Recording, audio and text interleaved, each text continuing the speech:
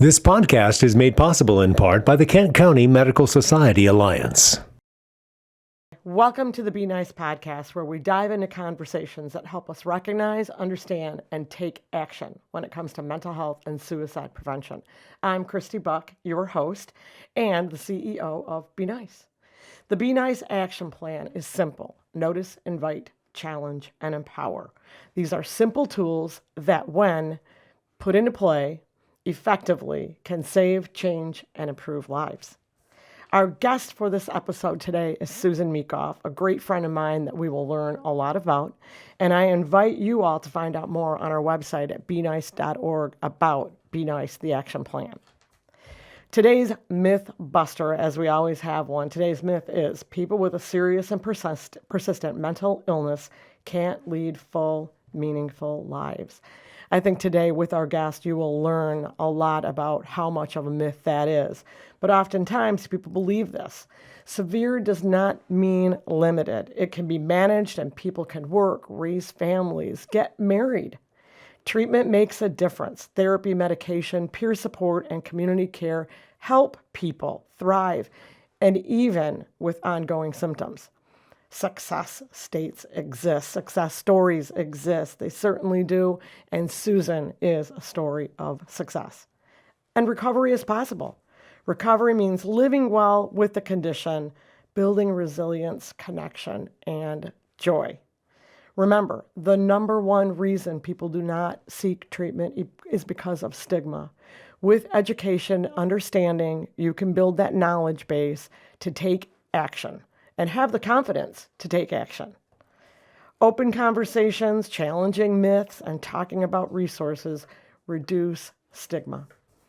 Thank you again for being here today. And I want to start by introducing our guest, very special guest. Her name is Susan Meekhof. And Susan and I met 21 years ago when her clinician suggested that Susan began volunteering at the Mental Health Foundation of West Michigan, and this was pre-Be Nice. So Susan suddenly popped in my office and said, my clinician suggested I volunteer for you. And I said, great, we got a lot of work to do. And in fact, I'm going to say it was probably around this time of year when Susan came in, and we had an art show and an auction. And little did I know what an amazing individual she was, with art talents and the ability to frame and mat beautiful art pieces that were entered into an annual fundraiser we have called Shining Through. And in addition, Susan and I became good friends. And I said, I think we could bring you on and find some funds to possibly hire you as a bookie. And that would be booking different gigs for me to go in and speak about mental health and reduce stigma. So first place that she called, we got a gig, and that was to go into a local high school to bring education to a psychology class. And little did we know that this teacher at that school would embrace that presentation and invite us in for 7 more sessions. So Susan and I did create a curriculum, a program with the help of other individuals at the foundation. And so here we sit many years later, and the program is still in existence.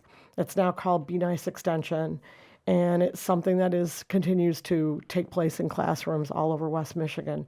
So join me. I'm going to welcome Susan Meekhof to the podcast today. So Susan, we do go way back, and we've been great friends. We've gone through trials and tribulations. We've gone through raising kids together. And I just want to start with saying how proud I am that you've taken on today to tell your story. Thank you so much. So start us off, Susan, about your mental health journey. And I know it goes back to before 2004. And tell us a little bit about what life was like back then when you were first stricken with this illness. Well, as I got sick, I did not know I was getting sick. And from there, a year and a half later, I'm very sick with an extreme episode, and doing things that I normally would not do. And finally, I scared my parents and ended up getting diagnosed and said, you need to go to the hospital. And it's like, you're dealing with mental illness. And I knew I was different. I was doing odd things. And I kept saying, you just don't understand to other people, because somehow it made sense to me in my own illness. And when I was diagnosed with mental illness, all of a sudden it's like, oh, I get it. I get it. And some people don't understand when they get diagnosed, or they're very angry or other things. But to me, it was a relief. And I was so glad that I got it. And so I went to the hospital 10 days, thought I was just going to hop out and go back to work. Not so. Not so at all. So I really struggled for the first 10 years, trying to go out, get a job, fail, episode again. And it was just devastating because I was a good employee. But I was ruining my thoughts about that I was a good employee and I was not a failure. I was feeling like a failure. And it was confusing. It was hard. It was frustrating. At the same time, I was raising my kids. I just felt like I wasn't pulling it together, because I wasn't. Because I was How sick. old were you then? I was going through my 30s, and I just struggle after struggle, and finally, it's like I said to my psychiatrist, I can't do this anymore. So I went into public health program, and that started to change things. And I had a counselor, again, like Christy said, introduced me to Christy. And, I have to say that Christy, through all the advantages that you've given me and pulling me forward, I mean, what a great help, And I feel that my confidence in myself is Christy's a great mentor. I know. But it's I'm right here, baby. I know, And I'm always here. But Yeah. it's true. It's true. And I know that even if I hadn't called Christy in a while, I could. I always could. And she would listen. And I'm not saying everybody call Christy. No, but a lot of times we have to, it takes a time to find those people in our absolutely. life. And I feel that is something that we have a great friendship in that. And I think oftentimes people, when they're in treatment, people don't know how to be friends with people when they are in these episodes. Oh, absolutely. And family members oftentimes don't understand that either. Right. That it takes patience and perseverance to work through when somebody is having an episode, because all illnesses can have episodes. Right. Right. Or out of remission or Yes. whatever it is. And trials that just don't make any sense to people, even the person that's having them. Yeah. Because I was diagnosed with schizoaffective disorder, and when you're out of your own reality and you have a new reality, and it doesn't make sense to other people, but it makes sense to you, there's such a conflict. Did you have a more psychotic episodes, like that first one that you had? Not that severe, because I was on medication. And even though I stayed on my medication, what was available back in the 90s is not near what's available today. And that's awesome, what we have available today, because I'm finding that people that are diagnosed with my diagnoses, they're so much quicker to get back on track than what I was able to, because it wasn't available. I had voices on the inside of my head, and they didn't stop until 2004. Wow. When another drug came out, and it's like, yeah, these voices are done. Yeah. Yeah. And talk about trying to live with voices. Yeah. Not good.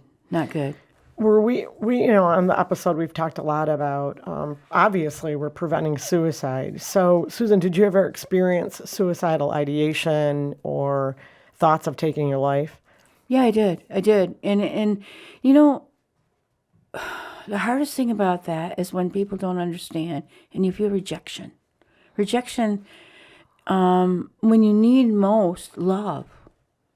I think a lot of people don't feel loved that take their lives. They don't know. You don't believe either people love you, because you don't believe it, even though it's true, or it's not there because they gave up on you. Yeah. And it is devastating to be able to rise above that and say, you know what, I'm not going to give in to that because I'm still worth it, despite what other people believe about me or feel about me. I'm still here on earth. I still have purpose, and I'm going to find it. And that's basically what I had to assume, is that I still had purpose. I was here, even though I had this mental illness, and I found a lot of help and relief through some of the things I did with you, like teaching class and being able to express my mental illness in ways that were helpful for other people that may deal with it in the future or are just experiencing depression. Yeah. I think a couple other things, and I know you're going to jump up when I say this, but in addition to love, I know that faith has been really enormous for you, and having that hope. So faith, hope, and love. I know it, absolutely. And it brings joy. It sure brings joy. I remember when you first came into my office, a lot of your sketches had to do with Jesus. And at first I'm like, oh, okay, what's going on? I wonder if this is part of her symptoms that she turns, right? Because a lot of times there can be a religious ideosity. But what I learned really quickly is that your faith is a huge piece of the pie. And that's another thing that I love about you, Susan, is that that's sometimes where I turn to with you, is that. And you give me that sense of get back to the basics, go back to where I was raised and what my beliefs are. Absolutely. So tell me about how that has helped you throughout the years. You're like, you can rattle off a scripture reading to me in a matter of a millisecond. A whole bunch. Yeah, right. But anyway, yes, I do have a great love for Jesus, and he's been very important to me. If you look in the New Testament, you will find your identity, because your identity is not in this world, it's in Christ. And so you are things like you're the head and not the tail, the above and not the beneath.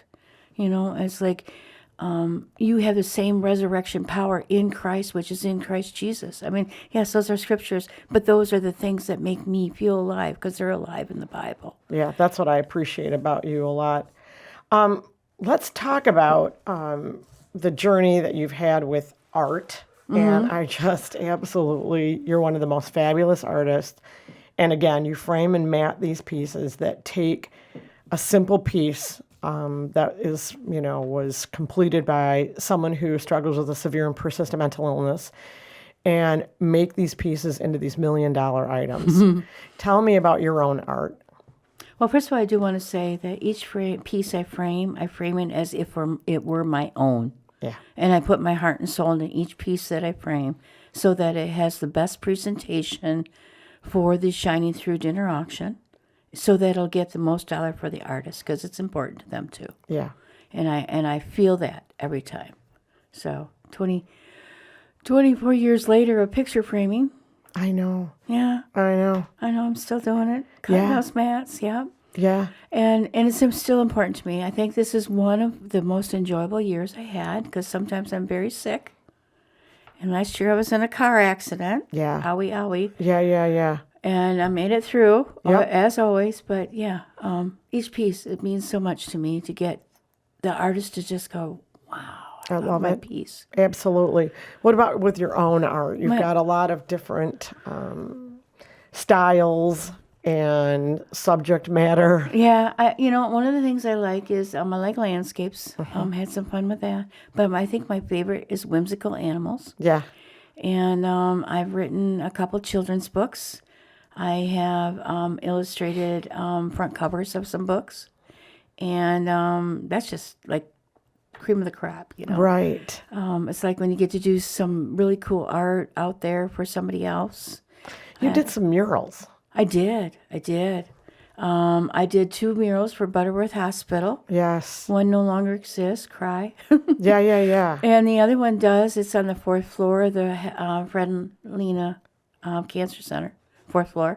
Beautiful. Yeah, and it's still there. So, yeah, that was some grant money they got from a patient or family, I'm not quite sure, and was able to paint that for them. I love it. Yes. It makes me feel good when I know that your art is still out there in different places, and also hanging in people's homes, which is my favorite. Tons of it all over.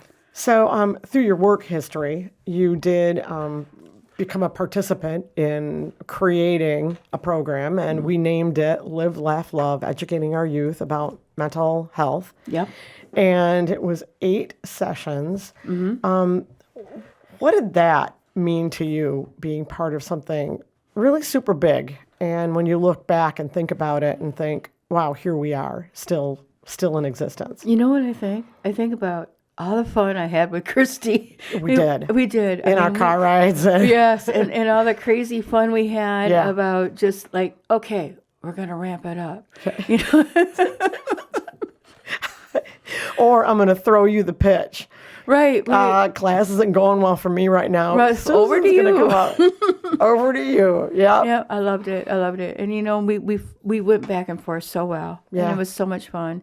And you know, I think of the raps we had the kids do about mental illness, and We they're did. like the boys were clapping and Yeah. to the beat and making noises, and Yeah. the girls were rapping it, and it was it was good. It Yeah, was I'm going good to add in that they were middle school Yeah, students. I got yeah. Right? So we can get away with that. Yeah, Fun. and they had fun learning about mental Yep. health in a very fun way. Yeah. You know, and a subject that's tough when you talk about suicide and such, it has to be palatable. Yes. And if you don't make it palatable, you can't swallow it. You can't take it in. And I think that's what's nice about Be Nice, is that even the words themselves make it palatable. It's like, okay, what do you mean about Be Nice? I'm willing to listen. Yeah. You know, if it sounds something distasteful, it's like my ears are closed. Yes. And so I think what you have switched into, even Live, Laugh, Love was nice, but you know, you made it your own. You got branding, and I really love what you've done.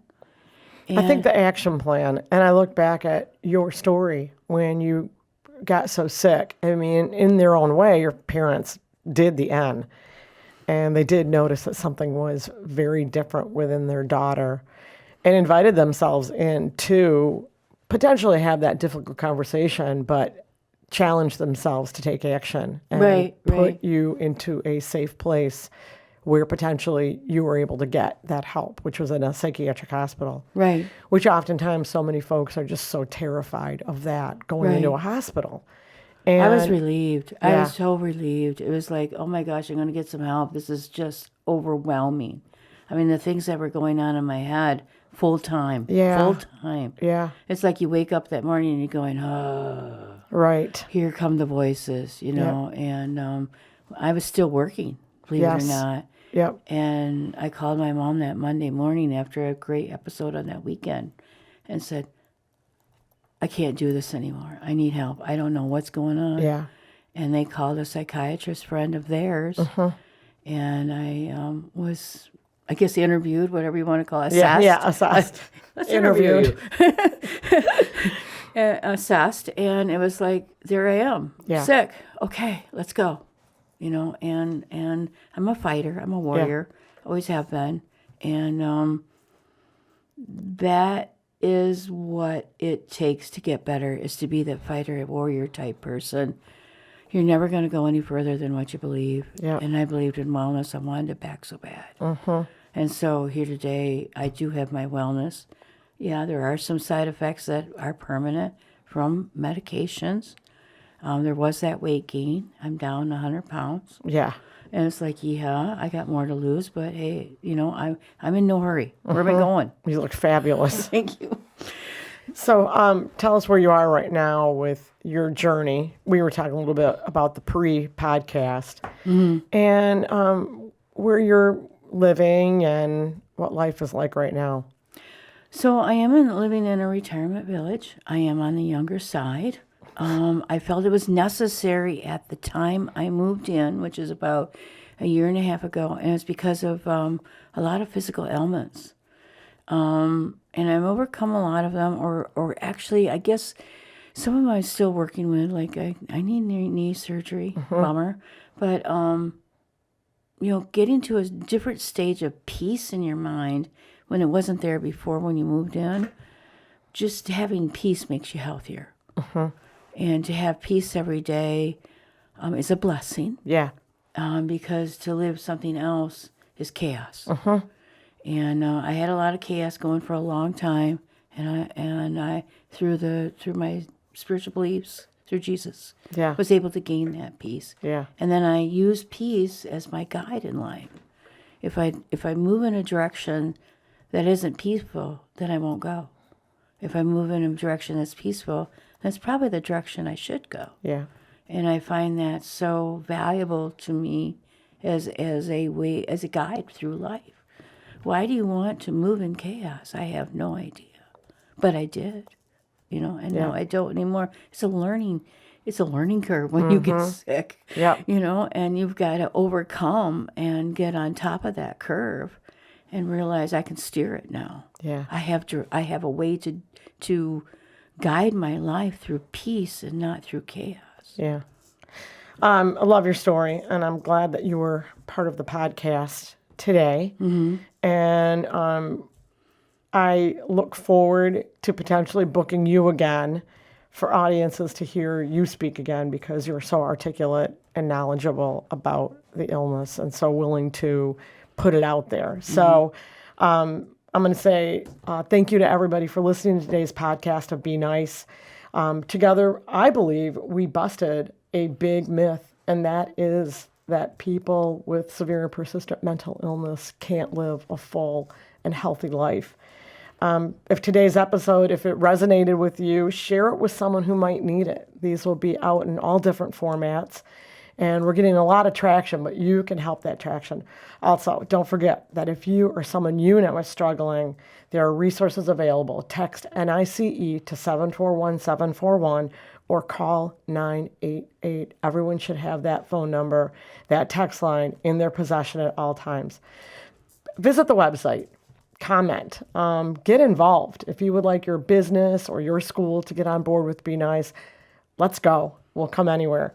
Anyway, have a great rest of this month, wherever you may be. And most of all, be nice.